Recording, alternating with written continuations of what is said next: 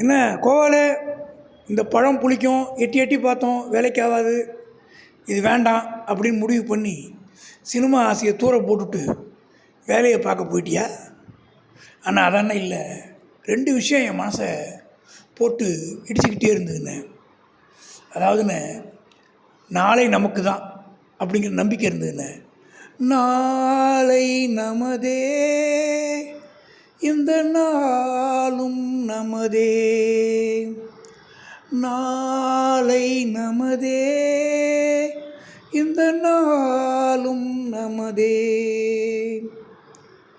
தர்மம் உலகிலே இருக்கும் வரையிலே நாளை நமதே, இந்த நாளும் நமதே,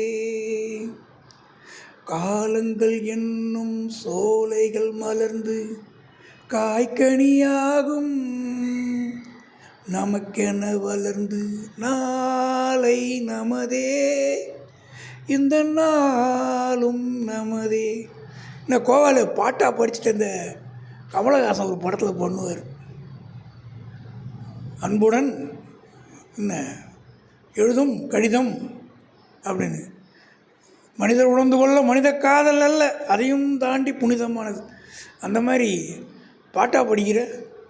ஆனால் இது முன்னுரைன்னு, அப்புறம் கட்டுரை மாதிரினா நம்ம வாழ்க்கை, அப்புறம் விளக்க உரை, முடிவுரை, இதெல்லாம் இருக்குது. எனக்கு உண்மையில் என்ன 2 விஷயம் திரும்ப திரும்ப மனசில் வந்துன்னு சொன்னேன். நான் அந்த 2யுமே நான் உங்கள்கிட்ட நான் பதிவு பண்ணல. அப்போ இப்போ சொன்னது இது சும்மா ஒரு ஸ்டார்டர்னே. ஒரு ஹோட்டலுக்கு போனீங்கன்னா எடுத்த உடனே டிஃபன் தராங்க, ஒரு சூப்பு அந்த மாதிரி. இப்போ நான் சொன்னது ஸ்டார்டர். அடுத்தது தானே மெயின்.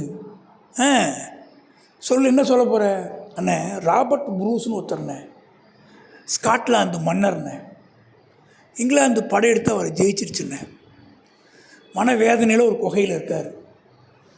அப்போ ஒரு சிலந்தி பல முறை முயற்சி பண்ணி 7வது முறை வெற்றி அடைகிறத பார்க்குறாருண்ணே. திரும்ப அவர் 1314 பன்னோக்பரன் அப்படிங்கிற இடத்துல அந்த போரில் ஜெயிச்சு ராஜாவாக வர்றாருண்ணே. ராபர்ட் ப்ரூஸ்ன்னு கேள்விப்பட்டிருக்கேன். போர் வருஷம்லாம் சொல்கிறேன், பரவாயில்ல, ஏதோ தயார் பண்ணியிருக்கேன். அப்புறம் இன்னொன்று அண்ணே, எல்லாத்தையும் உடனே சொல்லுவாங்க, வெயிட் பண்ணுங்கண்ணே, 2 நிமிஷம் கழிச்சு வந்து சொல்கிறேன்.